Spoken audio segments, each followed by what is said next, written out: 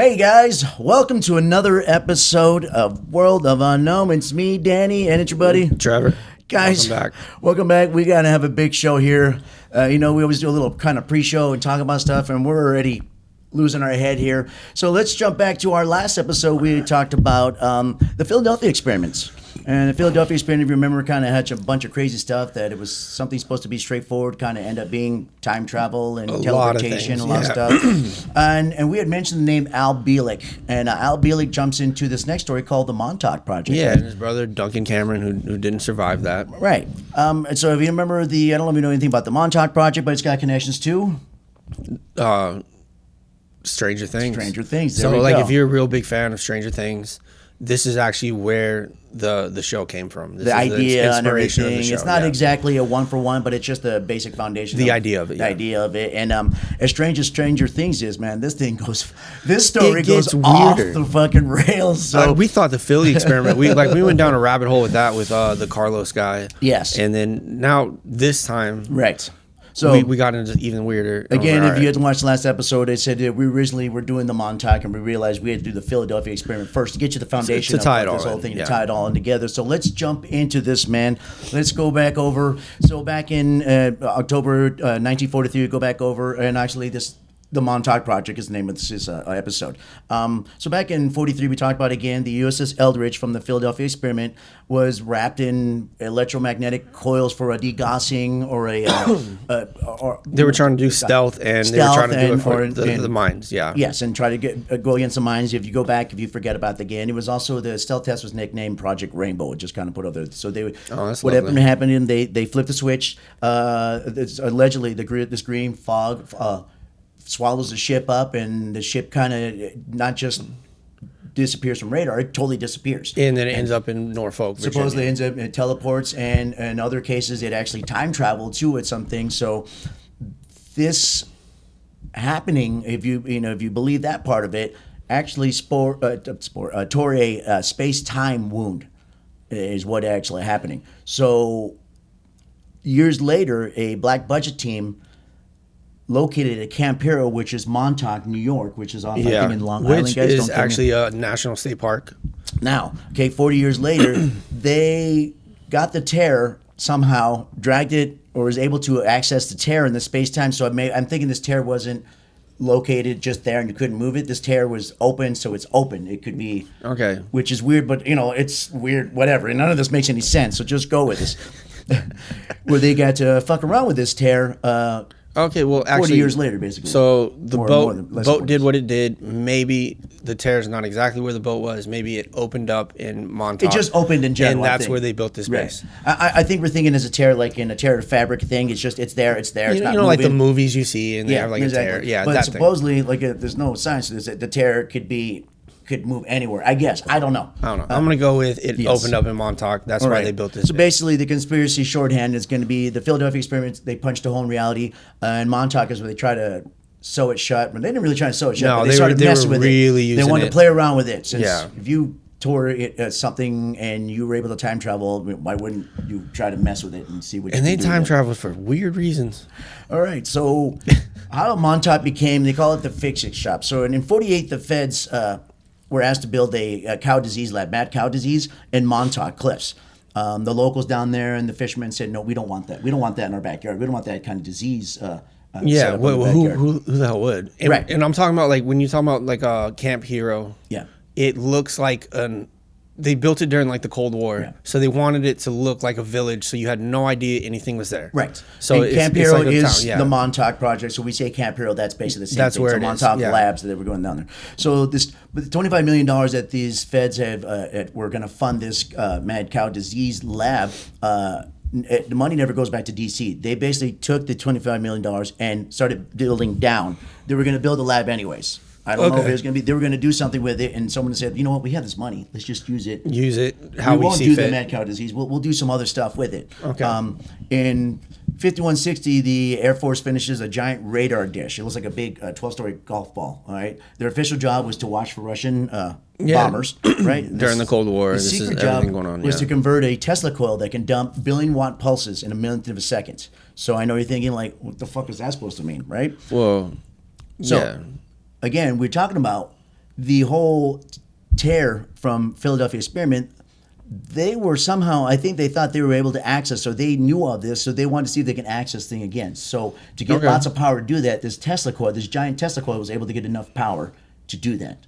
They want to redo what they did basically on the Philadelphia experiment, which was... I mean, makes sense. Tesla coils, they were going to, like, what did Tesla want to give power to the entire world for free with these coils. So, yeah, okay, that's a lot of power going through it. So the coils light and burst basically dents the magnetic field. It's like punching a dent into a trampoline. Okay, when that dent shortens the path between the now and any date the site can think of. So if you push down on the timeline, that puts the two opposite times together, if that make any sense, right? Yeah, no, it takes a flat thing, yes, and it puts it together. It's like folding a piece of paper. Basically. So that's what they were thinking, that dang.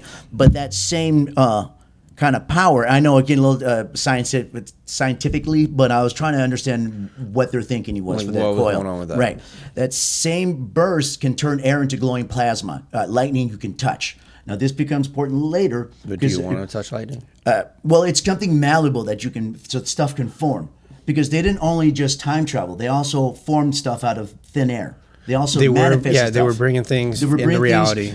They were basically thinking of stuff, and they would become into existence only when the power was on. And then the power's out, thing would go out. So they were, obviously, that's intriguing. Like, oh, wow, look, if I think hard enough about something, it's going to come true. Whether it be time traveling or I think that's how they think. They realized they had to think about it time traveling to happen. They go, well, what happens if we think about a chair? And then a chair starts moving. So I wonder what the first thing they thought of was. I don't know. I have no idea. Pizza. Was someone like really hungry and then all of a sudden like a burger showed up and they're like, oh shit. Yeah. Where did that come from? Salami sandwich, exactly. Like, I fucking hate olives. And it's like olives on this end. Pimento loaf. Times dick. And there's a time dick. Like, what the hell? Yeah. So basically, and they made this, we're going to get into later, to help focus thoughts, they made a thing called the Montauk chair, which basically... They put the little, you ever those EEG, EKG, EEG, EEG. I forget exactly what it is. I have in there. So pretty much, things that plugs into your body that read your thoughts, and they put you in a chair, which amplified everything, and that's what happened. We'll get into that yet here. So basically, the chair will shoot an electric chip of a person's thought into that plasma, and the outline pulls together and solidifies for 1 second, giving you a real touchable object. All right, that's what that whole Tesla coil and the chair, we'll talk about the chair that comes into. So in 1969, the base is marked surplus. The gates are chained, but yet the neighbors around the area still hear stuff going on at 3 a.m. So basically, it wasn't a mysterious lab going, or not a lab. There's not a what did they say it was? Watch for for Russian bombers. Yeah, it's not a giant radar dish to watch for bombers, which things they said are going on. It wasn't. But they could still hear stuff going in. The black budget crew slips in, and they carve out even 4 more hidden floors underneath. So there's this big, I think 4 to 6 floors story kind of thing, underneath the whole thing. In 71, the Star Gadget arrives, the Montauk chair. We talked about it. It's a dentist style chair with EEG wires. They're like brainwave readers, basically. The cable runs straight to the Tesla coil, all the way to the basement to these chairs, and that's how they'd get the power they would need people in there to run it, basically. So the way they would have this run, they found out that kids' minds, so they were using psychics at first to do these things, but they found out the kids' minds were able to focus more, which is funny that they said that not young kids, like simpler. 12, simpler, 13, simpler. They don't have too much interference in their head. So if you tell them to think of something, they're able to hold on to thought without having, I got bills, I got kids, I got to go lay down to this grocery store. They can focus more, basically. Okay, think of a rabbit, they can give you a rabbit. Right, they give you a rabbit better than an adult would, basically. Okay. So less complicated. Right. And so these kids, we'll go over a little bit later, they're basically runaways, thousands homeless, of them apparently, too. Foster home throwaways, kids whose disappearance wouldn't make a big deal to people, and that one would really miss them too much, basically. So the game plan. So you think of July 4th, 1776, the plasma folds a time doorway, which people can go through. Time tunnels. And the more and these kids, supposedly, they were able to hold these thoughts, so these time tunnels or these objects would stay longer, and they can keep these things open longer to use without them collapsing. And they actually had teams that would go through the time tunnel, and they were, right. We'll get into that. I know, believe me, it's already crazy. But remember, so this stuff wouldn't stay there. As soon as you shut the power off, all the stuff would go away. Yeah, it had a limited it wasn't life. like it was there forever. You can't think of gold bars and they stay there forever. That doesn't happen that way. Yeah. So you think of a 10-foot monster, and then the plasma freezes it into a beast.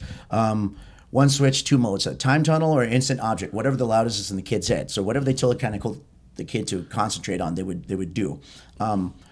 So we got one calendar circled in red, August 12th, 1983. So every 20 years, they figured there was a huge pulse of electromagnetic energy that would come out. So that's interesting in 43 is because that's when the Philadelphia experiment sparked, 43. Okay. So they found every 20 years you have an extra boost to this electromagnetic field. Is going on. So they had that August 12th, and they figured at 1983 they had that circle because they're like, okay, we're going to do something really important on the day. We're going to see if we can really do something good. So we'll get back to that later because that is an important date in the 1983 August 12th. All right, so what did they claim they did? Okay, so they did, obviously they had chair beta test. A tech thinks of tomorrow's newspaper, wet ink paper pops out with the next day's sports scores. You dicks! You were fucking. You're sitting there. Okay, all right. Tech thinks of, and this is back in '71. A tech thinks of November 22nd, 1963. Kennedy got shot. Supposedly, this monitor shows up and it shows a live broadcasting of the JFK motorcade as it aired. Again, this is back when there was no VCRs or it's like something in midair shows up and screen and you're watching it like for the first time. Again, these kids are runaways. Base brats. Some of these kids, isn't that weird? That some of the kids were like actually from the base. The parents were like, yeah, fuck it, use my kid. Throwaways. Okay, so they're disappearing. And they said they got a lot of these kids from New York City. Just homeless kids, runaways, all that. So they would train these kids how to use this Montauk chair, how to use their brain. And from what I read, it was thousands of these kids. Right. It wasn't like a couple hundred. It was in the thousands. I know you're thinking like, how can thousands? I'm like, believe me, that's the least of the worries about this story.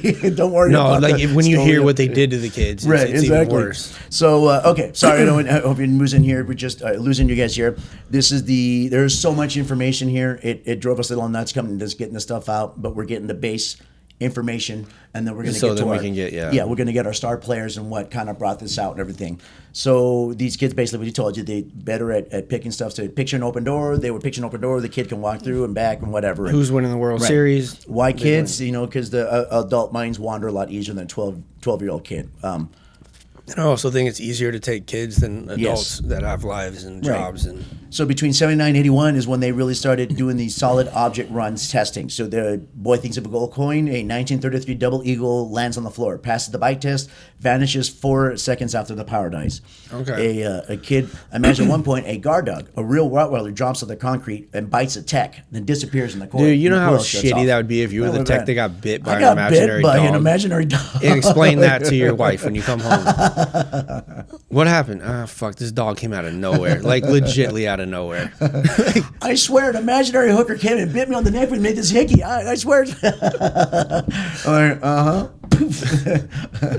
Yeah, that's not going to happen, buddies. You guys can't use that excuse. You have no Montauk chairs around you. All right, so there are a few side missions, and one of them we're going to go over more in detail, but they have a Mars jump in 81.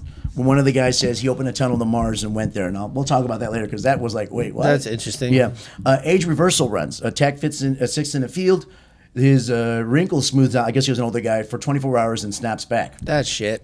All right. Weather tweaks. A 1980 drought. The kid's told to picture rain. The base log shows sudden 2-inch downpour inside a 30-mile radius for a little bit. That's pretty dope. Right. So the final full power finale was on that August 12th, 1983. Okay. We're going to call that Monster Day. That's we're going to go over the end too. That's when Stranger Things happened. Yes, and now we're going to go over that later on. But that was the final finale thing that happened. After that, the base was shut down. 10,000 tons of cement was poured into the lower levels. The top wasn't touched basically, but the lower levels were all. I guess because the lower levels were where everything really secret was kind of. Yeah. In the aftermath, the only kind of all the paper files were shredded. The only souvenir was a coil winding to one of the equipment things that one of the guys were going to talk about. A bite from a dog. Yeah, and a bite from a dog. Yeah, basically. That's a souvenir you don't want. I know that's a lot. We're going to go over some of the main parts of this sort of thing. Basically, the Montauk. And it's going to get confusing, too. It was talking about, basically, time travel, manifestation of from nothing, all sorts of kind of things, stealing of kids to do this, psychics and everything.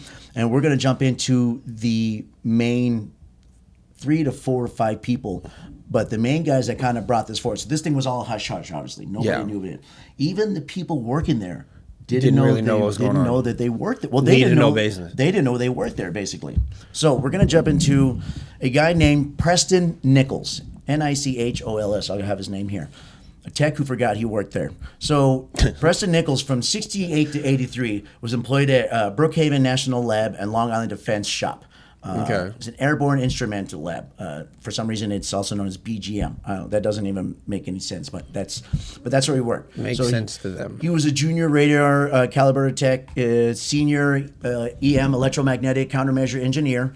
He held secret clearance for telemetry and degaussing projects. On Navy's some contracts. Standard Cold War radar signature reduction, not UFO files. So just, nothing paranormal, nothing like that. So he would sweep transmitters for spurious signals, run shielding tests, calibrate magnetic mine-proofing coils, and I guess it's all normal stuff and that kind of stuff. Which connects to Philadelphia experiment, basically. Well, so it does connect to it. Yeah. He, for all we know, because he did get his mind wiped, apparently. What if they were still doing the Philly experiment where they thought they could control it, and he might have been part of the tech lab that was doing that? Funny you should mention that. So, before we get into that, his night hobby or his side hobby that he liked studying psychics because he was into electromagnetic kind of reading. He liked reading them like radio waves. He wanted to see. So he wanted to see what emitted off of them while they were doing between psychics and electromagnetic, waves. And nowadays they use the electromagnetic for ghosts and stuff, right? Yep. They do. So somehow he got into that whole kind of thing where he would slap those EEG, the brainwave readers, on the heads of. You just have people who come in who are psychics, and he try to. Tape their mind-to-mind signals, try to measure it basically. To see where it's coming from. Right. Yeah. Now, he figured if the brain throws off electricity, he could bottle a thought the same way you could record a song. So he's trying to see if he can, record basically brainwaves, thoughts. Okay. That's his whole idea. Smart idea. And he's using psychics. So if the psychics use their brain better or more, I guess that was his whole reasoning. Okay. So he brought in this guy, before we get to, but he noticed that every afternoon around 3 p.m., the subject's brain traces flatline for 20 minutes. Like no matter who it was in that chair, around 3 p.m. for, let me see, about 20 minutes, everything just shut off. And he was like, well, that's fucking weird. Yeah. Because why all through the day, the brainwaves are going, and at this time, everything kind of shuts off. 3 p.m. That's a weird 3 time. 3 p.m. So, lunchtime. Yeah. So he obviously he was into this. He was curious. He made this homemade antenna and he put on his car, and he would drive around like Long Island, Montauk area, trying to find where it was strongest, where this kind of thing was strongest. So he followed the spike or the unspike and he found it going to this abandoned base, Camp Hero. Okay. And he discovered an engineer. When he got there, he found out where it was, and he started getting into this place and looking around. Yeah, well, I mean, it is a national park, so he can walk wherever he wants. Right. Plus, but this old lab stuff, which was at one point locked up, the kids have gotten into it and tagged stuff, so he was just able to just kind of get in and look around. Kids being kids. Basically. When he gets to that area, he sees this homeless guy, this homeless vet, and that's in the area. He kind of greets him, and he's like, "Hey, you're back for more shifts, huh?" And the guy's like, "What?" And he had recognized him. Oh, okay. And he kind of brushed it off like, "All right, yeah, sure, whatever, Guys, hi. Yeah, guys, hi, exactly. He kind of finds one of the hatches that were cemented shut, and I guess when they cemented, not everything underneath was cemented. I mean, it might have been like a floor that was still left that hasn't touched. Okay, just enough to maybe he could jog his memory. Yeah, well, they covered just enough to get all the really weird stuff, sensitive shit. Yeah, exactly. Filled. So he goes under and he finds his own nameplate. Oh, that's a fun Preston one. Nichols, in there. He finds the 1975 time cards, a handwritten coil blueprints from him. So he's finding stuff that he wrote that he doesn't remember doing. He doesn't remember there. So basically, he worked there. He doesn't fucking remember it. Okay, so my thing is, with this, if they're going to wipe his memory, does he remember anything between those years? Or do they give him false memories? That's a good question. I do not know. So, like, now he's walking in and he's seeing all this stuff. Yeah. And is it like just like that messes me up because like does he have memories of like, hey, I worked at J.C. Penney's for the last whatever years, and then now he's seeing all this and he's going, fuck, like okay, like, or was it just he has no memory past 1975? Well, he doesn't remember what he did, who he was, anything, and his life started. Sounds like it's kind of like a double life thing, like on what was the freaking Brad Pitt fighting game? You're talking about Fight Club. Fight Club. It's almost kind of like that, almost like a dual personality. Almost okay. That's what that's the way like I he was schizo almost. That's the way they covered his brain, or like and then he finally the recent series where what was the one where the guy goes down underneath and he's got the lab and he doesn't remember what he's doing either way. The series oh shit, Apple. I forgot that was actually that was a good one though. Yeah. Severance. It's kind of like a Severance thing. Severance. I love that movie. Yeah, the show. I don't know if they put that into him, but that's what kind of reminded me of. It doesn't say that and everything, but two different personalities. No idea what's happening. But he doesn't even realize that this is all happening until he starts finding this stuff. And it's jogging his memory. Right. Okay. So he goes in, and this is when he finds another hatch, goes back lower, and the cement is still kind of wet, where he's able to pull out this 4-foot copper coil before they came back and finished it off, basically. How quickly does cement dry? I don't know, especially that much. I mean, especially that long. I don't know. So and how many years was this that they were? This is 84. And they shut it down 83 was supposed to be when they shut it down. A year? I have no idea. I don't know if it's a full year, though. I mean, it could have been just a few months. Fuck, dude. I don't know. But, like, even a few months, I think that you can't just walk in there and start grabbing shit out of some wet. Right. Exactly. I don't know how this all set up. I mean, all right. Okay, we'll go with it. You're thinking logically, my friend. None of this is fucking logical. We'll go with it. I did, too. But looking at this, I'm like, I got to stop doing that. Right. All right. But, so the above-ground buildings remain ghost town empty from 81 and 84. Okay, only the surface hatches remains. All right. So his post-exposure life for that in 88, he had made this first VHS lecture about it. He co-writes in 1992 the Montauk Project in schematics. His garage lab has space-time labs. He claimed to be able to do deprogramming for Montauk boys, which we'll get into, the kids which that is stole, horrible, right? And that ends up like MK Ultra type shit, right? Yeah. His on-camera tag was, "I built the toys, but I don't remember signing the work orders." So we're going to introduce now, and that's Preston Nichols. Okay, this is the guy that kind of jogged his memory, like memory taken away. From a hobby he had, went there, didn't realize he was working there, and this is all from him just having a fascination with reading the EM brain waves of somebody, and he found out that something was interfering with it at the same time every day, and it was that Montauk thing was still basically running, I guess. So every 3 p.m. Something was still running. Maybe they thought they shut it off, but there's something still going on at 3 p.m. It would kind of pulsate. Maybe it's that terror we talked about. Basically, yes. So now we're going to introduce Duncan Cameron. Okay, this guy. All right. So before we get into the next two guys, now remember back in the Philadelphia experiment, you had the two brothers that jumped over during the. But did they? Yes. You sure? Yes. We they jumped over. Well, I'm not sure about any of this, but because this is where like I was hashing it out with him before the show. Oh yeah. Well, let's get into them first, and then we can hash that out. Okay. So these are the two guys. Supposedly, Ed and Duncan Cameron were on the Philadelphia experiment. Al Bealey. As you remember him. Right. On the Eldridge, and they jumped over when the thing started glowing green, blah, blah. Yeah. And supposedly they got lost in time. They jumped 2175. Okay. Hold on. Well, in the Philly experiment, when we talked about it, they jumped into the future multiple times. Future, okay. And then the future apparently stopped Al Bielek from jumping, and they sent him back in one spot. Right. And he doesn't jump since. Right. His brother, Duncan, apparently died because of whatever was going on with the jump times. His body wasted away with it. Right. So we thought. Right.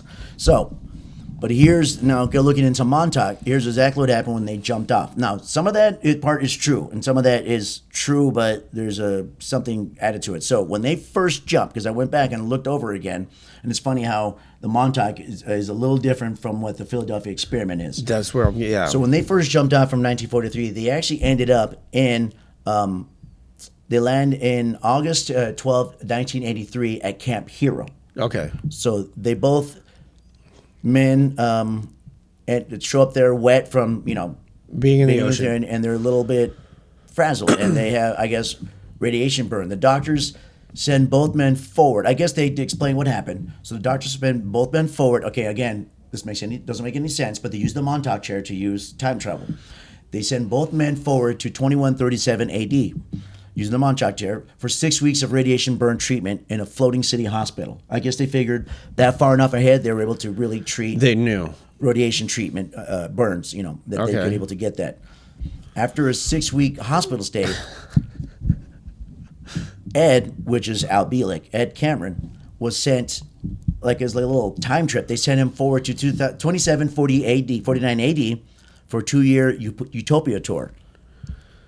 Then he gets transferred back, while Duncan is not, because I think his time. So we had said Duncan had died because his time locks were off and he aged faster than. Yeah, that's what we originally supposedly said. That happened to both these guys, but Duncan was the worst of it. So Duncan went back to 1983. Okay. So this is what happened. So. And believe me, I went over this a lot. And I'm laughing. You're going to see when I'm talking about this. This is a lot of fun. I'm going to try to explain this as best I can because I had to go over it. It just took a long time for me to get. As soon as we both started looking into this guy, we were like, what is going on? So they bring Duncan back to 93. The scientists in the text in 1983 realized, okay, you're aging too fast. You're going to die a lot sooner than you thought. Their idea is like, okay, we're going to go back in time. Follow me here. We're going to talk to your father, which is what's his father's name? Anyway, they talked to. Well, I think it's Duncan. Because he's Duncan Jr., right? No. No, exactly. It's not Duncan Jr. That's the problem. I think it's Andrew. Anyways, I think it's Andrew. They talk to Andrew, which is Duncan's father. I guess they tell him what's happening. They go, we need you to sire another son to act as a container for this Duncan because we don't want to lose all the information he has. We're going to transfer his soul. Which you're able to do with the Montauk chair. Into your new child that you were never going to have, but we're asking you to have. So somehow, say this happens. He talks the wife into it. Say it happens. They have this kid, this boy, and they wait till 12 for this to happen. So you're going to nurture this kid. And then you're going to bring him over to whatever apparatus they had over there, and then they're going to transfer. So the older Duncan is going to be the new, and the newer soul gets just pushed out, and that's just like. Or is it two souls? Nice knowing you. I have no idea how this is working. No, they said basically the soul got pushed out. I don't know. We don't even tell you. So they're pretty much killing a 12-year-old boy to bring back. Or maybe Duncan they combine Cameron. him as one. Maybe they combine as one. I don't know. So right. So he's Duncan killing got himself. a new body, but for them to keep everything. All the information he had, correct. Everything how they even renamed the new son, but they named him Duncan Cameron Jr. because that's why they named it because his brother. Okay, all right. So, okay, I know what you're thinking. You're rolling your eyes. I did the same fucking thing. We both did. But on top of everything, let's not this be the sticking point of the whole time travel and everything else. It's just part of the whole story. So Duncan Cameron had a big role to play in the Montauk Project because it was the chair. He was one of the big psychics that really ran it, and he was also the one that ran the Montauk Boys. Right. We're getting into it, but I just want to tell you that's how Duncan. His was alive in 43. How he came back, so he's still alive. So he basically got a new body in 80. So he was born. I forget when he was originally born, but he was at least 20. No, well, at least what. 18 to 20 in 43. But so he's 20s. Able to come back where he's now 12 years old in 60, whatever. Anyways, he got a newer body, basically, because they didn't want to lose information and all the stuff because he was actually a good psychic and they didn't know the new body was a and he was psychic. One of the main players in how they were running. They didn't want to lose it. Project. If you're asking why would they do that, because he's a really strong psychic and he had anyways, he was also a soldier and I don't know, he was also Luke Skywalker, time traveler and all this other crazy shit. Yeah, so he's a fun one. All right, yes. Okay. So when he came back, yes. Hold on. Wait. We're just getting into this. Okay. So let's go over. So, all right. Reginald Duncan was on with his brother Ed on the Philadelphia experiment. AKA Eldridge. Al Bielek. Yeah. They jump over. They go forward in time to 83. They both get the time lock sickness. Duncan a lot more than Al, which is also Ed. I know that get confusing. Yeah. They go forward in time to get the radiation burns. Duncan gets sick back to 83. They have the idea of going back to tell the father, hey, sire a new son as a vessel. so we can put Duncan into there. So they did that. They went back in 63. The transfer happened in 63. So now at 12 years old, he's 63. He got a brand new body. He's kind of de-aged, basically. He got a younger body. So and remember, here's another important thing. They did it in 63. Hold on. Remember I talked about 20-year brainwaves, extra strong? Yeah. Every 20 years is a big 43, pulse. 63. So that's why they thought they can do it in 63. That's why they waited till the kid was 12. I'm sorry, it's so much information because 63 was a 20-year spike. And that's when they said, hey, we can do it in the 20-year spike because it'll be the strongest and we're able to do this mind-soul transfer. It'll really exactly meld over, right. Right. So that's what it happens, and then they get the body, and now... So they're saying that the Duncan has no childhood memories before the age of 12. A lot of people don't anyways, but that's, what am I saying? Okay. So then Duncan grows up. They bring him in. He's one of the star psychics, and he was the one runs one everything. Of the main guy running. Yeah, exactly. He's the one that helps help the kids how to use their psychic, or not even psychic, just focus and all that stuff. He's one of the main guys. Yeah. So they were his proteges, pretty much. Right. Okay. So now it's all over the place. I'm sorry. It really is. All right. So again, he helps the kids think of a gold coin, and a gold coin comes up. Yeah. So one of the things that Duncan does, and you want to talk about another crazy one, is there's a thing called the Mars jump in 1981. So in August 6th of 1981, Duncan Cameron had whoever was giving out the instructions to do stuff. His instruction was to go to Mars in year 6037 and go to a defense grid sector 4. He was supposed to disable an automated grid that's blocking Earth's future expansion. And there's no further context. Oh, so we have a galactic war now. We have basically a planetary war. That's all they told him. So what he did, he opens his 7-second. He opens his tunnel to Mars, and so it's not just teleportation; it's also time travel. Yeah, to so Mars, you have to look at it like he can open a doorway. A team can go through and go wherever they're gonna go, come back. If you got to replay this, go ahead. It gets so fucking messy. It's okay. fun. I know. I'm trying to say. Okay, so he opens his time teleportation travel to Mars. For 7 seconds, it's shimmering. The door stabilizes.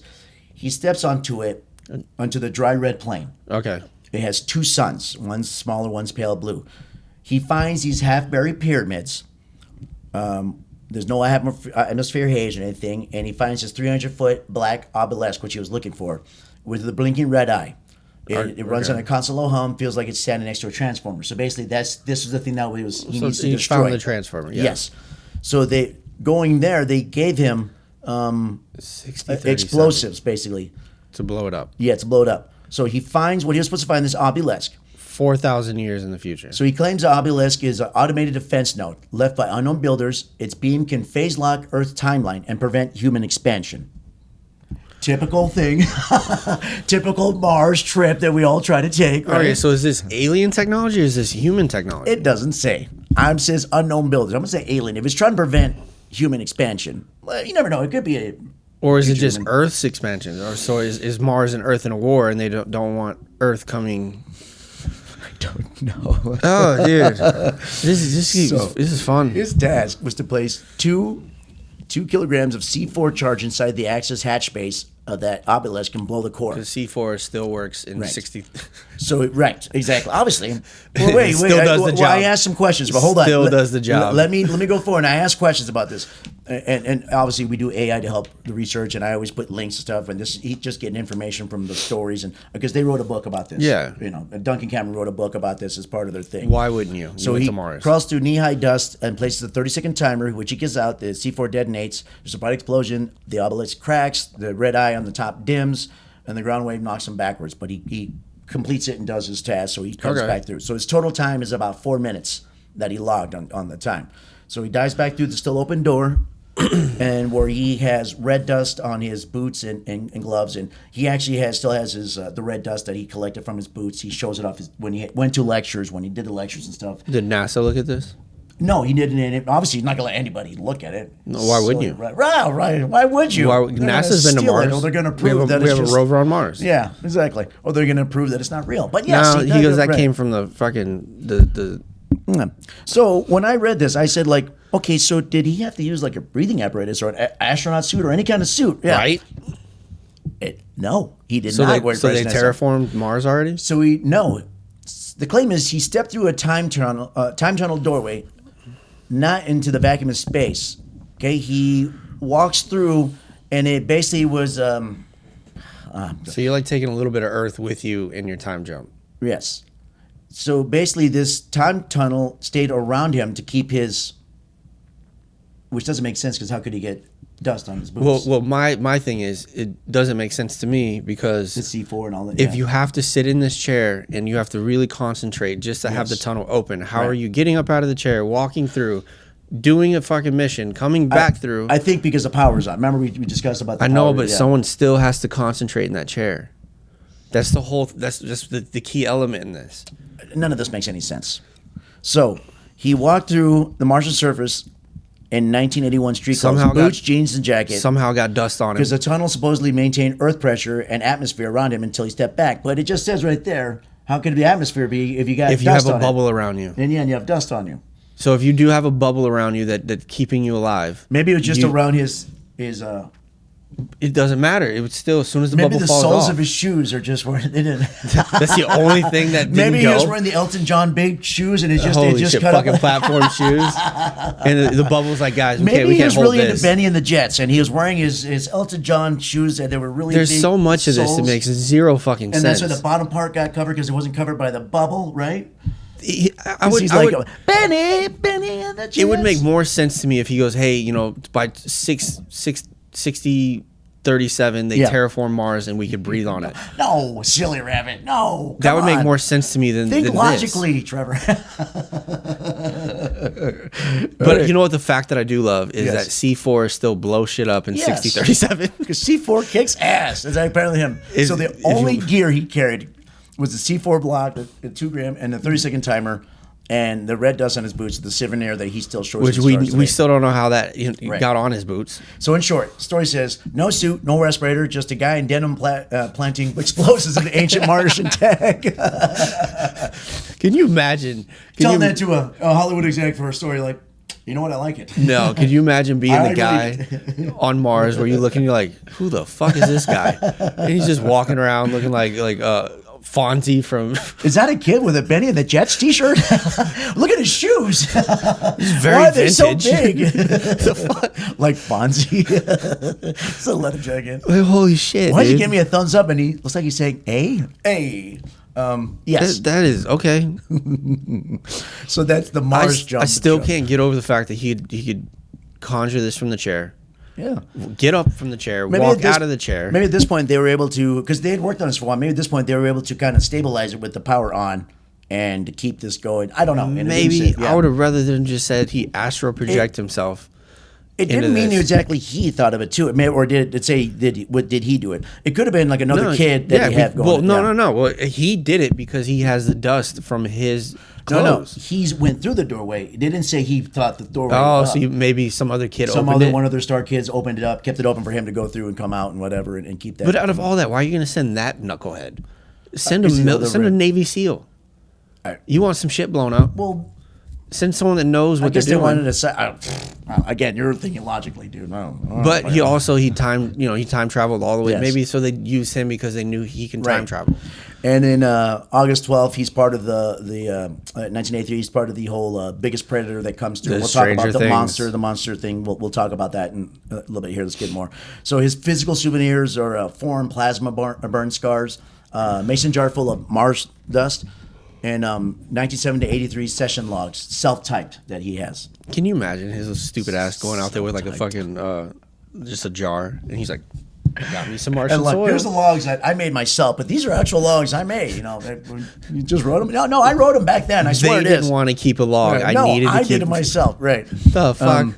So the role he kind of had. They're legit. He died in 2019. He was a spiritual hypnotherapist. Hypnotherapist? Hypnotherapist. Yeah, what did I say? I don't know. I don't know what that is. He's really hyper. He's a hyper. What do you want? What do you do? Hey, I've been to Mars. But there's no records. There's nothing to back up that he has. Just scars and some dust that nobody can. Self notes. Self notes, exactly. Okay, so now that's Duncan Cameron. And now we're going to his brother. Let's go to his brother, Edward. Edward, also known as Alfred Bielek. Oh, so, Jesus Christ. When Duncan got transferred back into a 12-year-old Body. brother, basically his brother, Al Bielek went over and he went, like we said last time, he went farther into 2760. He got to stay 2 years there. When he came back, again, he was getting affected by the time locked things, where they transferred his mind into the Bielek family. Alfred Bielek, at the time, at the fetus.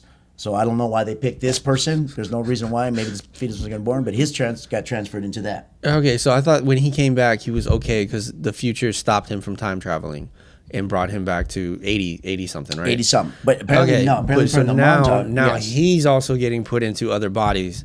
It makes sense if you don't think about it. If you just empty your mind, it totally makes sense. It makes complete sense. So, Edward goes back into Al Bielek. He doesn't remember who he is, though. Hence the name change. Right. But he doesn't remember this. So the kid grows up. He's born in 1927, Al Bielek. They shot him back in 1927? He grows up. Yes. Right. I don't know why. I guess they were trying to get him close. Damn, I'd be fucking pissed. Right. I think they're trying to get him as close as they could to his 1916 grow up. I don't know why. I don't know why they didn't just. But the brother was in the 1940s. Yeah. But they were also doing the Eldred in the 1940s. So he was born when he technically time jumped. Scientists be crazy. That's all I gotta say. Scientists. Dude, they ain't making no sense. All right. Let me make sure this still. Okay, we're still good. Okay, just trying to make sure. All right. So Al Bielek grows up. He actually grows up to be a civil electrical engineer from 50 to 88. He doesn't have any Navy service or anything. He held secret clearance to telemetry contracts. He built a homebrew Tesla coils, attended Bay Area psychic things. So he grows up kind of interested in the same kind of stuff. Still interested. Okay. So that is interesting. Not that any of this is true. That this did happen. That he's still into that same type of stuff. Basically, his consciousness still attached to that because that's the way he grew up in, right? Yeah. So he's still believing he's Al Bielek all the way till January 1988. And the light switch moment for him. Holy shit. He watches HBO at 4 a.m. He watches the Philadelphia Experiment. I forget if it was a movie or if it was a documentary. I think it was a documentary. I think it was like a miniseries. And he suddenly gets this flood of memories and he realizes that he was Ed Cameron. Like his kind of face is like, holy shit. I think that was me. That looks like me. Yeah, that looks like me.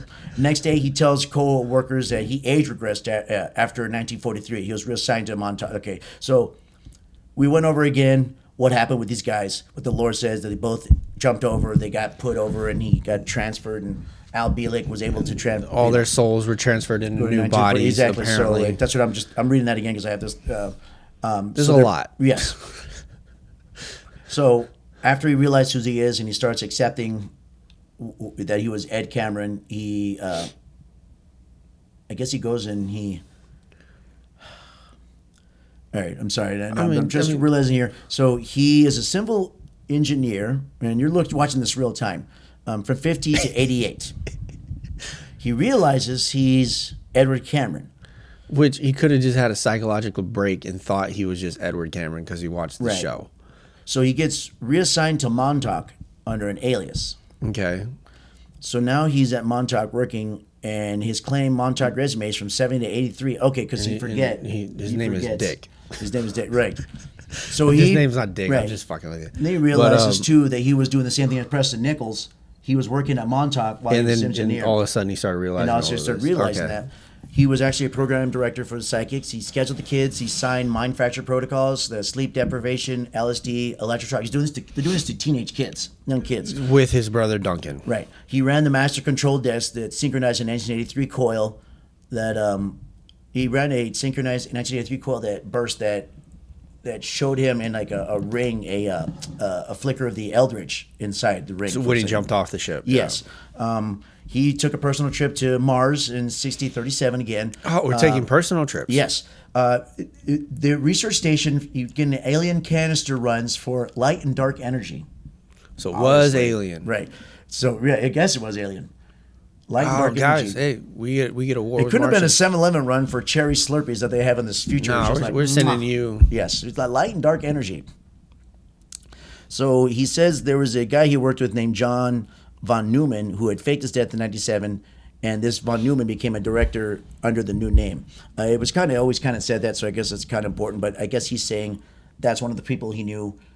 He worked there. He worked under him, basically. So do you think they mind wiped everybody? It sounds like it. Then who was the last guy? I have no idea. Did they kill him?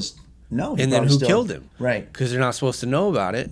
God damn, dude, this is a lot of... Who's the boogeyman to the boogeyman? I do not know. Exactly. You're asking, again, logical questions. Fucking hell. So during this whole thing about him realizing who he was, because afterwards he got...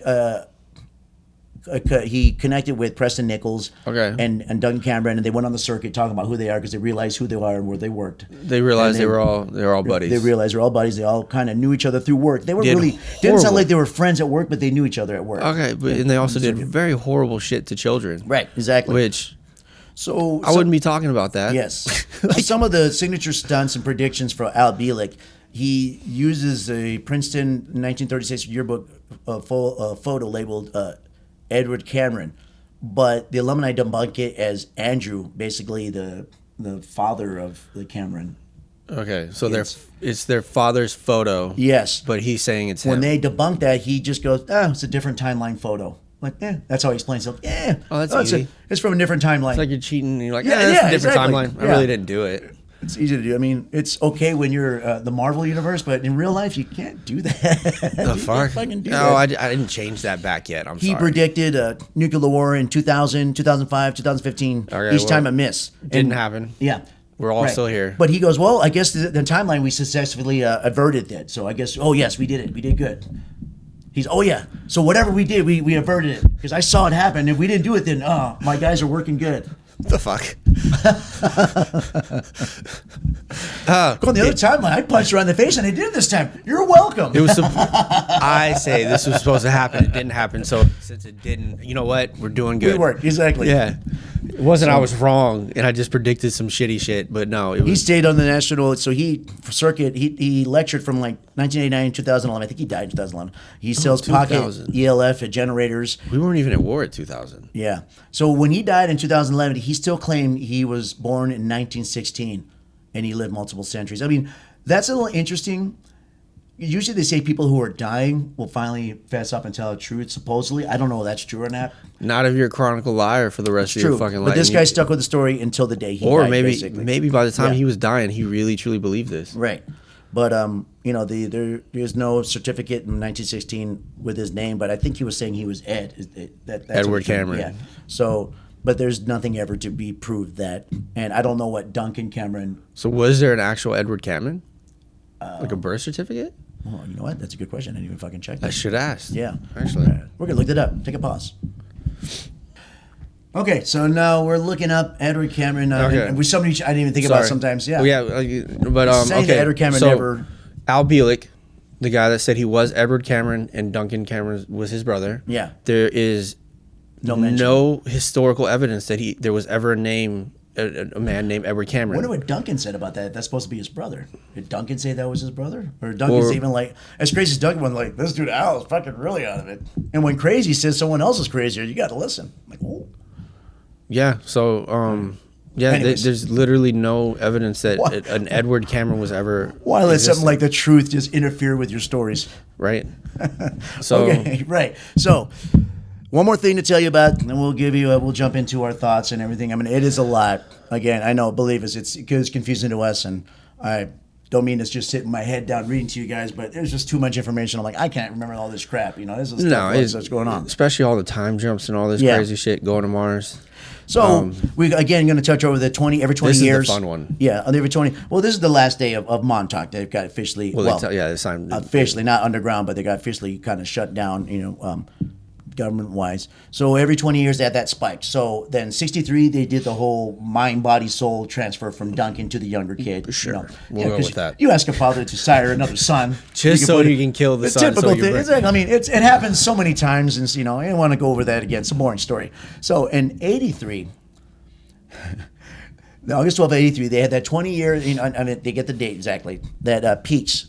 For the original 1943 Eldridge test. So I guess this Eldridge test is what's peaking the lecture. And just remember, when they're not just opening time tunnels, they're opening, they can bring reality. So if you think of a rabbit will appear. Right. Everything. It's just a powerful like they said, the Tesla coil kind of makes everything chair, malleable. Whether it makes your thoughts malleable, whether you want time travel or an object. And so at this point, it's even the strongest. You create your reality. So at that point. what they were trying to do, they were trying to figure out how they could harness this. I think that's the whole reason. Is like, how can we harness this? This thing lasts. These thoughts or these whatever it is, regardless if the thought's a doorway or an object, they last until we shut the power off. So I'm sure they were trying to figure out how to keep the stuff here. Yeah. Which would be powerful. It's already powerful enough to be able to time travel. I mean, we can go to Mars. Who knows what they did? Right. No idea what we did. We'll get into that later. What we think, But so on August 12th, 1983, and they go, okay, here's another test. Let's test this thing. Let's really get something that we can try to keep this. So. And they got the wrong thing. Right. Apparently. So in 1943, the Eldridge test is what kicked it off. The Lord calls it the harmonic reentry window. So basically, every 20 years, for some reason, it kind of loops through where the thing shoots up in this area. So Dr. von Neumann, the one who supposedly died in 57, the program director, and Al Bielek sign off and 2:45 in the morning.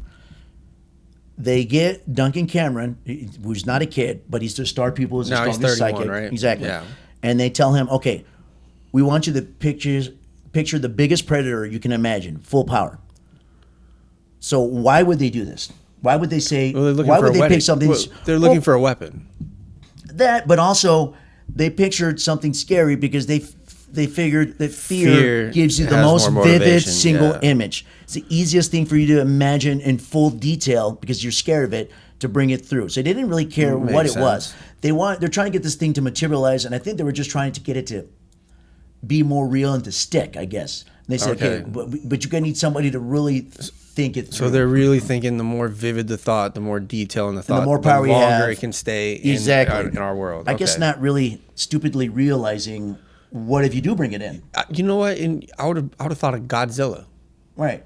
Stay Puft Marshmallow Man. I would have thought of Godzilla, and like, you really fucked then. You want a nuclear weapon. Exactly. So in 258, the coil hits and it jumps up the whole. I'm not going to tell you the 435 megahertz at 1.1 it gets gigawatts pulse. It's very, very strong. So at 3 in the morning, the plasma snaps in 2. And this 12-foot horned biped, matte black skin, eyes like arc welders, I guess has a big, I don't know, it doesn't really give you a full detail of what this monster is, but this big 12-foot monster appears. Kind of sounds like Satan. Almost, a little bit, right? Right away, this monster, there's immediate damage because so much power. The liquid helium lines rupture. The control console obelisk, which is a 6-foot master switch pillar, cracks down the face and sparks out. So too much power is running through. He's solidifying something. It's just too much going on here. The beast slams the transmitter ring. 2 techs, whose names are not given, were thrown 20 feet and die instantly from getting slammed by this beast. The beast bites through a 4-inch helium pipe. White fog floods the room. Temperature drops 40 degrees in seconds. Duncan is still in the chair. His eyes are rolled back. He's bleeding from the nose. The monster kind of starts turning towards him because it's in that same area. Before the monster can get to him, an emergency scram lever, which is a safety control rod axle, it's like a nuclear-style kill switch, is pulled. The whole field collapses, the monster vanishes, and everything goes black. So in 305, right after the sirens die, the generators turn off, the project directors are immediate seal. So they get Duncan back too, and they said, okay, it scares the shit out of them, basically. So they went into containment mode. You pictured hell, and you got it, and they said, and I guess they realized, what the fuck? Yeah, this thing is. What kind of fucked up childhood did you have? So if this happened, it's kind of funny at this point is when they got scared and they backed out. So before we get that. So again, I asked why the monster at peak power. Okay, so the primal fear is the clearest, longest mental picture. The stress test for solid object size. If they can print out a 12-foot beast, they can print out anything. That's why.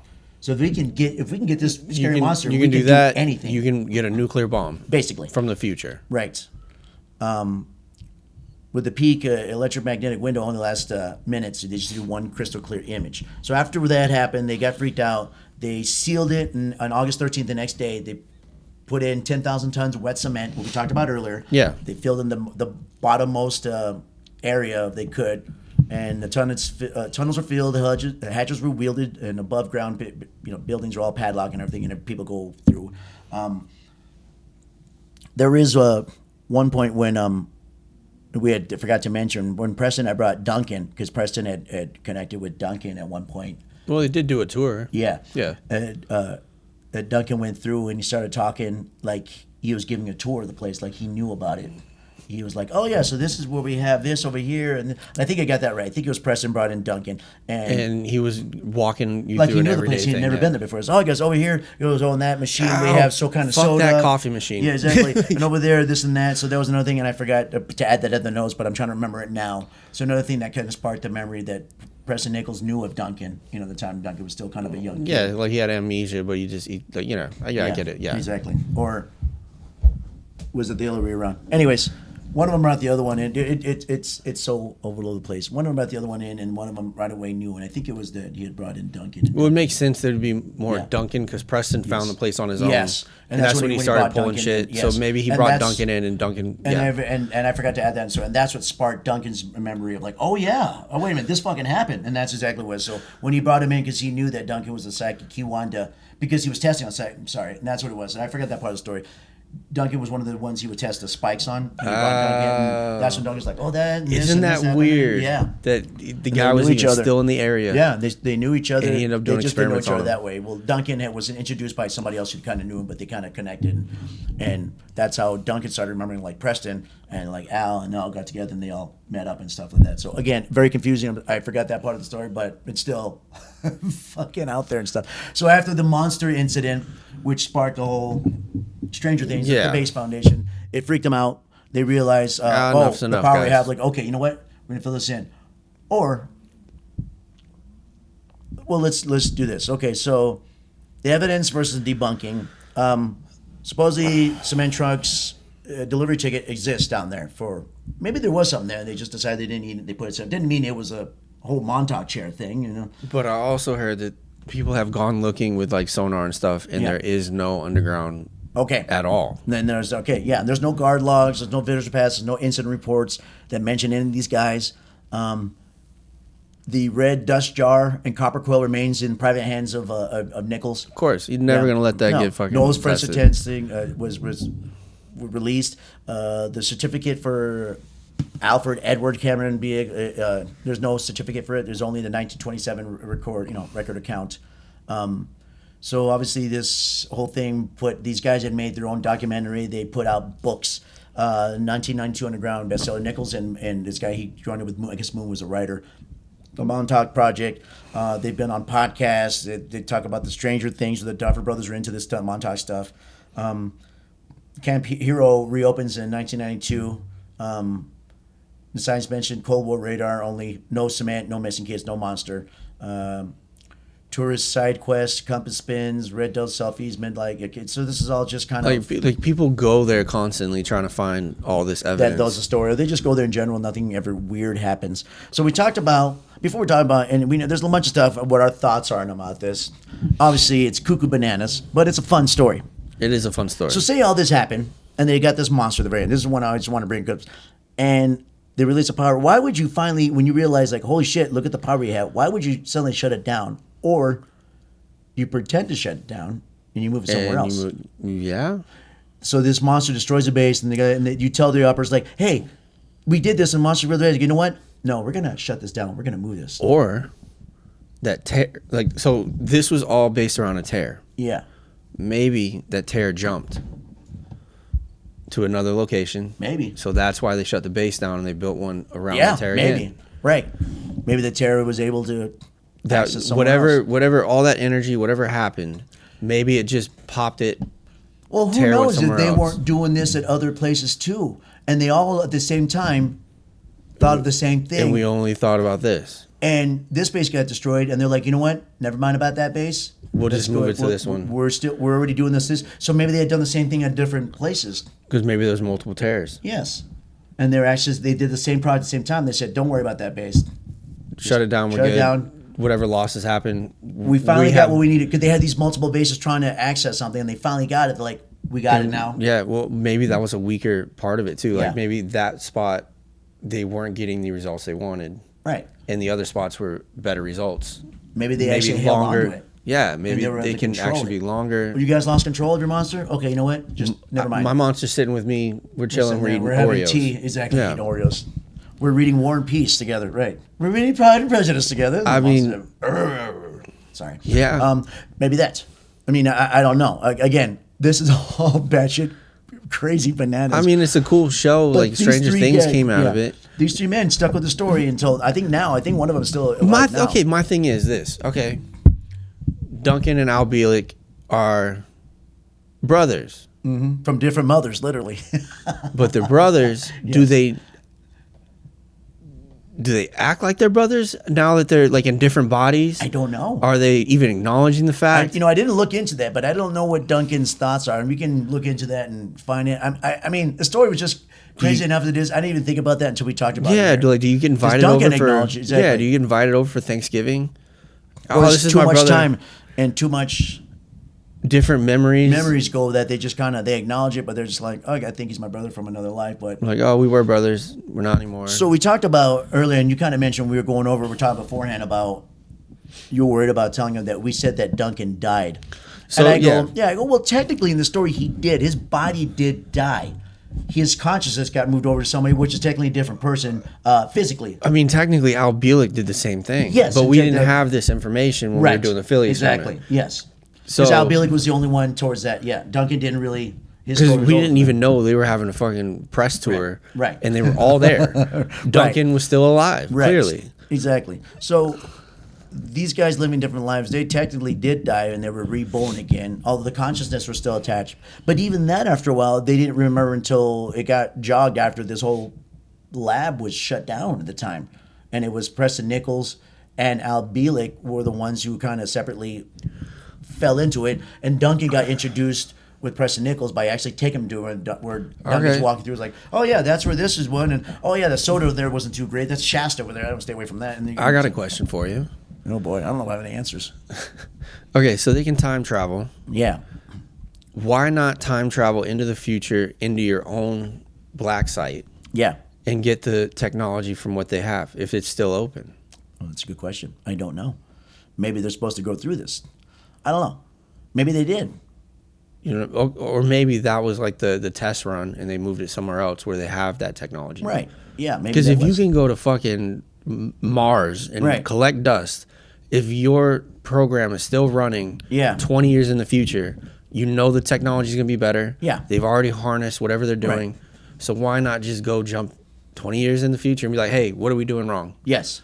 So we can fix it now. We can, like, why not? Maybe do they that? tried, and maybe they told him, like, you need to do this so this happens. You need to follow the There route. is the thing of, like, time travel where you can't see your future self. Maybe it's a thing. Or maybe they can get so much information. Maybe the guy's going like, look, we have the technology, but you guys have to build it. We can't tell you, otherwise it can't happen. I don't know. You would think you could now tell them. Now we're getting into, like, time travel. Yeah, you get into that weird kind of time loop stuff, so maybe I don't know. There's so many different rules, and again, none of this is this is a all fun about, story. It's a fun story. It and is to a me, fun it's just story. a story, and I don't believe in any of this at all because it goes off the rails. But it's so much fun to listen to this, and it's weird to hear this. And I mean, you got three idiots.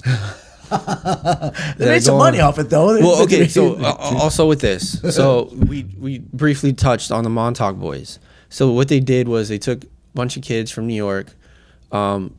Probably all over. Right. A lot of these kids, and I'm talking about thousands, a lot of these kids apparently didn't survive. Right. They were, how the hell do you sweep that under the rug? Yeah, so it was that, but it was also what they were doing was they were breaking these kids' minds like they did in the MK Ultra. Yeah. And they were doing LSD, and they were all these things, and they were trying to build these kids into these psychic warriors that they can control. Like you see 11 on the show. Stranger Things, yes. Yeah, so it's like something like that. Do you have a story about a couple of the guys' survivors? Yeah, so people like to get their memories back in weird ways. So they actually had these two kids. Where were their names? Oh, no, that was back. Two of the guys apparently got their memories back about it. And they were growing at the time? I guess. Yeah, so Stuart Swerdlow and Joe Lefreno. They claim that they have memories about being in Montauk. They were on a massage table. Yeah, which was the Montauk chair, basically, right? Yeah. No, well, the Montauk chair was something different. Okay. This is where they were Massage breaking. table. Yeah, this is where they were breaking the kids' minds. So they were on the massage table. They had all the electrical stuff hooked up to their minds, and they were EEGs, they have memories of what happened to him. Yeah. But it was only 2 of them. Right. So I really don't know. And that's also where they got the inspiration for 11 on Stranger Things. These Montauk boys and the psychic powers and stuff. Yeah. And then Duncan Cameron was the guy that led that. Yes. So that dude has a lot of. So we legitly, if this is true, people were getting autographs by a guy that killed multiple thousands of kids. Tortured and killed. Exactly. They're pumping them with sleep deprivation and LSD. Jeez Louise. Yeah. Which I don't do. Fuck. Exactly. Right. But he should be in jail. I don't know. That's funny. It's a fun story. It's the basis of Stranger Things. It's a base of a lot of stuff. They've had movies but again, the connection, you saw why we had to do Philadelphia Experiment first, because I didn't want to mix these 2 stories together, because Philadelphia Experiment was crazy enough on its own. Yeah. This one really went off the rails. And I also got another question. Yes. They go into the future 6037, right? Yes. On Mars. On Mars to go blow up a thing. You don't want to be on Earth. How do they know about that? I don't know. Who gave you information to go 4,000 years in the future to blow up a transformer? Mm-hmm. Did you get a telegram? Wearing jeans and a T-shirt, by the way. Yeah, I don't know. Was this one of those Montauk chairs where all of a sudden maybe that just came to him? Whoever's running the thing, yeah, maybe they did get a little heads up. That's very specific. Like, hey, the future people, by the way, do us a favor and go this time. If you want Earth to live. Exactly. Blow up a Martian thing. Yeah. 4,000 years in the future. Mm-hmm. Yeah. We don't know how we got this information. We just know that you need to go do it. Meanwhile, it could have just been a Piggly Wiggly and they're blowing up the water fountain or something. You know how shitty that'd be? Like if you're a Martian and some guy comes out of a fucking tear in the hole and he thinks he's blowing up this thing. Like, what the hell is that? He's blowing up your store that you worked your ass off to get. Yes. I don't know, man. Like there's a lot of things in this. It's like your soda fountain machine. He blows up. Like, hey, that dude just blew up the soda fountain machine. Yeah, damn it, I just got that. Yeah, and a cool red eye in it and everything. Damn. I mean, like, look, Duncan and Al Bielek. Yeah, their stories alone. If you could time travel and they weren't like so. If I could turn back time. And we're also what we got to realize is like the Montauk Project. These guys were time traveling before that, so they were time traveling on their own. Yes. Why wouldn't you just stay in the future? I don't know. I mean, and you're gonna come back and you're gonna do horrible shit. Maybe the future didn't want him. It's just like, no, we don't want maybe they knew what they past did. Trash over here, exactly. Well, or maybe they knew what they did. Well, again, it could be like you can't come through because you're still needed to do stuff over there. You come here, it's going to mess everything up. Could be. Maybe that's the whole process of you can come visit, but you can't know and do too much. I don't know. I don't know, but I want to see this monster. I don't. I would love to see this monster, this fucking giant ass thing that can kill people. Like I would love to see it. Welding eyes, dude. There are so many holes in the story. Oh yeah. Yes, there is. And I love being the guy that I wish a lot of this is true, and but the skeptic side of me, yes, is just a lot of red flags with this story. So you're out in Montauk. Enjoy that story. I think a lot of people who live out there already know about the Montauk Project. I'm sure. If you live in that area, a bunch of people go to Camp Hero and they look for all this. And one of the first things I read was there is no underground structures. We've done radar. I'm sure people. There isn't concrete down there. You can't hide that. It's not that hard to see concrete structures. Right. So are they telling the truth? All right. So what do you think? You oh yeah. Okay. Is there any part of this story that you think would be even? Not a little bit. It is out there, but I love this story. This story is awesome. It's fun. It is fun. It's really fun. You know what? Honestly, I believe they did make a Tesla coil. That's possible. Yeah. I mean, I don't know what they were running. Right. It's kind of weird how they mention EM, measuring EM for psychic powers, and then now very we interesting. Do the EM, how we do I like that idea, which I still don't understand. Like, I like the idea. How does electromagnetic measure go? Anyways, but there's little bits and pieces of it. You almost kind of like oh, okay, and that kind of makes sense a little bit. I mean, talking about the more grounded stuff, the small grounded stuff that's in there, but it just goes off crazy. These guys, I mean, it's a fun story, dude. How about this? I got a good scenario for you. Okay. 3 guys meet each other in an insane asylum. Okay. They come up with this, Yes. and they all think this is true. Maybe, I mean, they don't have to be a insane asylum, just 3 guys. Yeah, they could have met in a fucking bar, and they were like, guys, do you remember working? Right.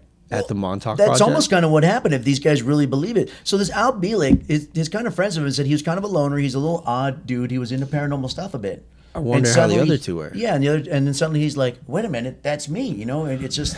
Or maybe his life is just so fucking horrible that he's going to jump into, hey, I was a big part of this thing. Right, maybe you're so sad of a life. I don't know. And he was like, guys, come on. Right. You were there. And he just attached on, you know, this Preston Nichols. Duncan, you were my brother. Right. You're my brother. And maybe Duncan just really wanted to have a brother his whole life. Maybe Preston Nichols did do this whole trying to measure psychics, and maybe there was something at Camp Hero, maybe an old. It was a Cold War station. Right. So maybe it was giving off a blast. I'm sure it was. So he went down there. It's a radar station. And it just the legend built from there. You know, maybe he did take this guy named Duncan to look around, and for some reason, either they made it up or they just thought it was. I could see him going. One of them's like, "Hey, I think I was here," and the other guy's, I think I worked here too. No, I worked here more. Like, no, I was here the whole time. I'm from the past. Like I could just see him going there at like 3 a.m. and like. He's kicking rocks. He's like, dude, I wish I wish my life was really cool. And I was on part of a project that was mind control. Like, you were, remember? Oh. Yeah. Took his buddy Duncan. Yeah, man. I don't know. And they just fed into each other's psyche, and the story built, and they Al went came on along. A fucking press tour. Al, they probably go like, "Who's this dude?" Like, "Oh, you're what? You're his brother?" I'm like, well, you don't know this guy? Yeah, exactly. Dude, that's your brother, man. Exactly. I mean, so I don't know. These guys did sell the stories and made a lot of money, and I don't care. I mean, whatever. I mean, if you tell something crazy, someone wants to believe it, but someone wants to pay to hear it, then why not? And also, Al Bielek had his mind wiped twice then. I don't know. No, because like in the future, they wiped his mind a little bit, yes. And he remembered floating cities and shit. Yes. Then he does the Montauk Project, and they wipe his mind again. Exactly. How many times are you gonna get your mind wiped, man? I think the first time mind wiped, it's just that he got transferred into a fetus, so his mind kind of got reset. Not really wiped because he's on board. And you no, I'm talking about when he time traveled to the future, right? And they fixed him. Yes. They wiped his mind then. Yes. And then, and he got bits and pieces of what came back, and then he ends up in this nonsense. It's all and nonsense. So he got his mind wiped 3 fucking times. Apparently, they need to do it one more time. Exactly. So I don't know, but 3 times. Yes. And you somehow still have a mind, right? You remember things? I don't mind it. I don't mind it either. But anyways, yeah, that was a Montauk Project in Philadelphia experiment. They're connected there. The Montauk Project again. And why use a Tesla coil?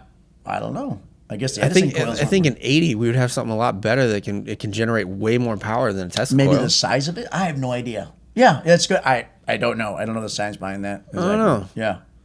I call nothing but bullshit, but I love the story. Yeah, it's a good story. It's a good for out there. And I wish we could have met LB. Like they did. Most of them died recently, huh? 2011 was one of them. I think 2019 was another one. Yeah, and then, so we just missed them. Basically, yeah. I wonder if one's alive. I want to talk to these guys. I wonder if Preston Nichols might still be alive. That'd be a fun talk. I don't know. Out there, everybody knows Preston Nichols. Have him give us a call. Have him reach out to us, or not. We're laughing at him. We're gonna have some fucking mental patient calling us. Get his side of the story. Well, shares his side of it. I don't know. I think it'd be interesting to talk to these people. I wish I could talk to all 3 of them and see if their stories actually line up. And just because we don't believe it doesn't mean it's not true. Is it? Hey, I'm trying to ride the fence here. I'm trying to give people benefit down. Do I think some knucklehead went to Mars somehow without breathing apparatus? So there might be some people out there that believe, maybe not everything. Maybe they think a lot of the stuff, like they say sometimes people who want this story to go away will fabricate and put more stuff in there. Maybe there's certain aspects of the story. Maybe they were bringing stuff to into existence, and maybe other stuff was added in to make it look like total bullshit. Again, sometimes when the government sees stuff, they feed so much false information in there, it all seems like crap. But maybe there are parts of the story that are true. My thing is, I see 2 individuals that were a part of a project that happened in Philly. Yeah. That never happened. Yeah. And then I see them also in an experiment with very similar things that they were part of that Philly project. Yeah. So maybe, just maybe, we're looking at what happened in Philly, the extension of it. Yeah. And it happened. And everything else leading into like the Mars thing, the maybe even the monster was all fucking take that dust and go to NASA and you fucking tell me if that's Martian and soil. maybe like Preston Nichols and these guys. Then I'll believe you. Or purposely put in there to make the story look crazy, batshit false. Men in Black. Men in Black. Now, if something comes too close to the truth, if you can't squash it, okay, we can't squash the story. Let's go and feed it with so much false stuff that people look at it and be like, yeah, there's no fucking way that's true. Which is what we do on this one. And they did a good job. They did. They did a really good job. But what would be the kernels of truth in there and what's false? Well, who knows? Okay, so what I also didn't tell you, when they're doing these time travel, and sorry I had to throw this in because it was a weird one. They went back to the Civil War and they went back to World War II to try to change the outcome. Yeah. Why? Yeah. The Civil War happened, or did they succeed? Yeah. And we won the war, and that's how we see it now. Maybe that's I don't know. Reasons. Exactly. You don't know. But I thought that was very weird that you went back to two very specific times. Yeah. I mean, the Civil War we're building our country at the time. Yeah. Maybe it went the other. Maybe the South won. Maybe the South won. They went back and said, "No, we're going to fix this." This is a really shitty place. And then World War II, maybe they went some way different. And maybe the fucking Nazis won. Yeah. And we got taken over. Or maybe Japan and Nazis. It lasted a lot longer than they wanted, or who knows? Maybe they went and they tried to help fix the cola wars, Pepsi versus Coke, and they said, you know what? No, Coke, you can't win Coke. It's you love that Instagram post I sent you. Yes. That guy went on a rant. Yes, exactly. So, yeah, guys, that one was out there. It was fun. What do you guys think? Again, I mean, was it totally crazy like we think it is? Or like I said earlier, was there some, I mean, do some of you guys believe the whole thing? Or do you guys believe like there are some truth in there? Little bits and pieces There here. might be just false information fed in from people that didn't want you to know exactly what happened there, you know? It's hard to know. It's, again, if anything, it's a fun story. It's out there. Yeah, and if you're a person that has a souvenir from the Montauk Project like that chair, I'd like to see it. Hell yeah. Bring on down. You can show us a picture. Let me sit in it. And he's like, yeah, let's see what, I can't imagine what you would think of. Oh, that's not good. You don't even want to know. I don't want to know. All right, guys. Hey, thanks for joining us again. This one's nuts. If you got to go back and listen to it, I don't blame you. It's a lot of info. We try to get stuff out. It has been fun. Hopefully you guys got any ideas or any thoughts or stuff. Please share it, man. Comment. We always have one comment out there. Matthew Williams, I think he's always commenting. Thank you for that. Appreciate you. Yeah. And anything else that we need to touch on or? No, I think if we try to touch on anything else, it's just going to go down another rabbit hole that we don't have time to get. Again, like, subscribe, and share. And okay. All right, guys. We'll see you next time with another topic. All right. Bye.